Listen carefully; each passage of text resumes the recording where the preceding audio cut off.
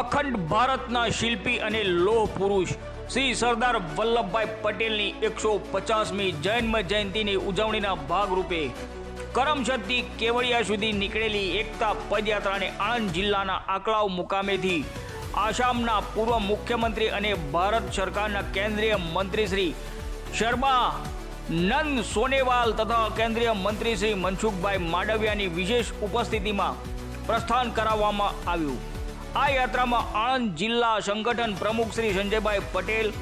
સોજિત્રા વિધાનસભાના ધારાસભ્ય શ્રી વિપુલભાઈ પટેલ, સાંસદ શ્રી મિતેશભાઈ પટેલ, ખંભાતના ધારાસભ્ય શ્રી ચિરાગભાઈ પટેલ, મંડળના પ્રમુખશ્રીઓ, મહામંત્રી શ્રી,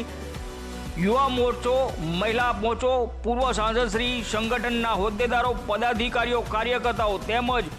બીજા રાજ્યોમાંથી પધારેલા યુવકો યુવતીઓ ખૂબ જ મોટી સંખ્યામાં ઉપસ્થિત રહ્યા હતા। રિપોર્ટર ભગવત ભટ્ટ, આંકલાવ।